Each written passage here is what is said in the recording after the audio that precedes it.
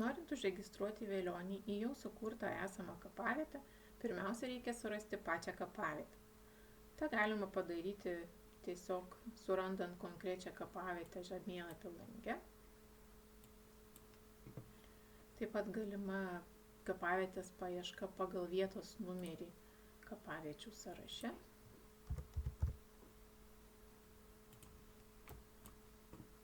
Spaudžiame ant kapavietės numerio ir sistema atves iki ieškomos kapavietės.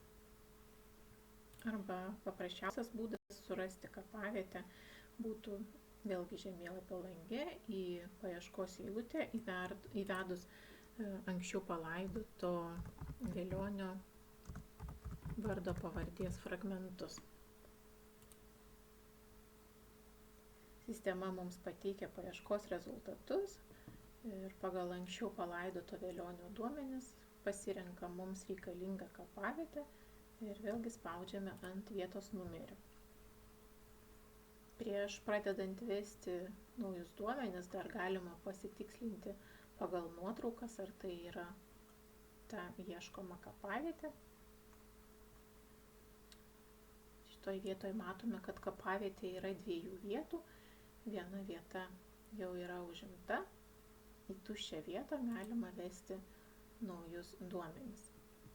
Pirmos 2 eilutės jau yra parenkamos sistemos automatiškai, o toliau vedame duomenis, kuriuos turime pagal pateiktus dokumentus. Kodą, velionio vardas, pavardė,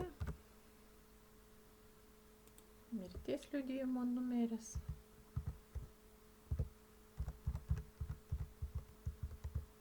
mirties liudijimo išdavimo data,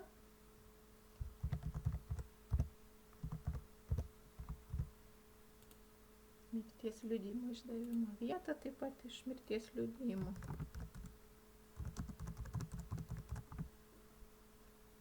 Įvedame velionio gimimo datą, taip pat mirties datą.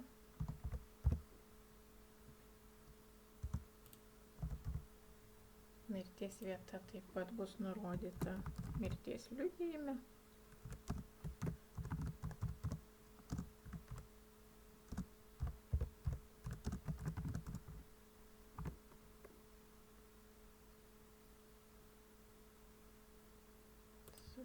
Suvedame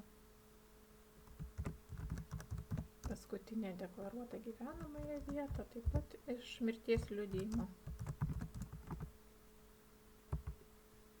Įvedame laidojimo datą.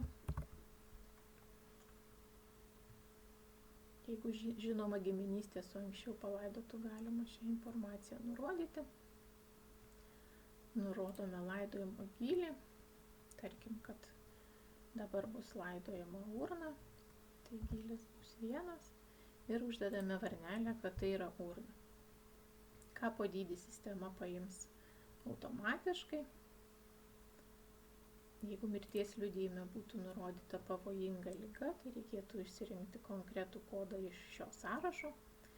Jeigu liga nepavojinga, tiesiog langelį paliekame tuščią. Jeigu laidojamas velionis buvo žymus žmogus, galima uždėti varnelę ties juo ir padaryti trumpą aprašymą. Čia galima plačiau aprašyti apie jo gyvenimą ar veiklą. Tai šitoj vietoj nurodyta informacija bus matoma viešai. Vėlgi pagal poreikį, jeigu tai yra laidojamas savivaldybės lėšomis ar neatpažintas asmuo, uždedame varnelę ties reikalingą eilutę. Suvedus pagrindinius duomenis, dar reikia įvesti atsakingą asmenį.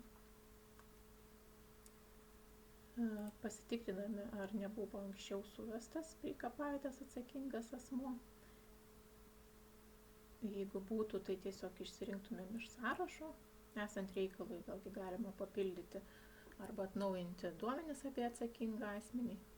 Šiame pavyzdyje atsakingas asmuo nebuvo suvestas prieš tai, tai vedame naujai.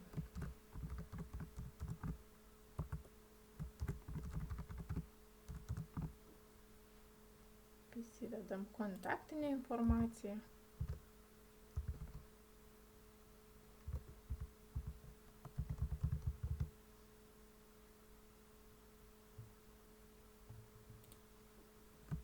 Adresą.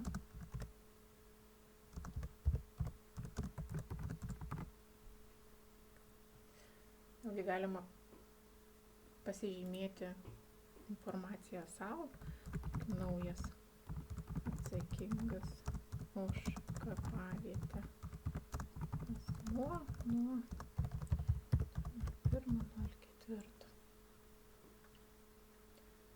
Susivedam duomenis, pridedam atsakingą asmenį, pavažiuojam į apačią ir spaudžiam sukurti.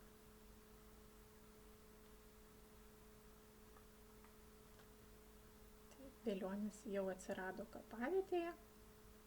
Dabar galima išduoti leidimą laidoti. Spaudžiame ant vardo pavardės. Važiuojam žemyn. Spaudžiam naujas leidimas. Būtinai pasirenkam leidimo šabloną. Čia bus vedamas leidimo numeris, tik prieš numerį reikia parašyti metus su braukšneliu. Tuo tikslu, kad kiekvienais metais leidimo numeriai kartojasi vėl nuo pradžių, tuomet sistema tiesiog neleidžia išsaugoti, nes sako, kad toks numeris sistemoje jau yra. Tai parašome metus su braukšneliu ir toliau rašome reikalingą leidimo numerį. Lyties liudijimo numeris jau parenkamas automatiškai. Suvedame prašymo numerį. Įvedame prašymo datą ir pasirašymo datą.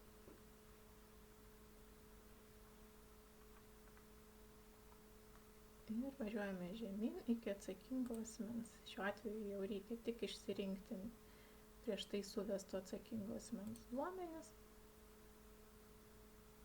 Spaudžiame sukurti leidimą.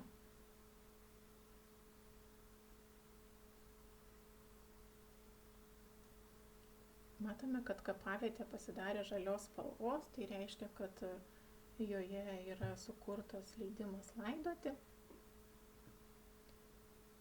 O prie velionio spaudžiame sukurti dokumentą spausdinimui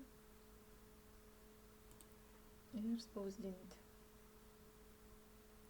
Taip, ir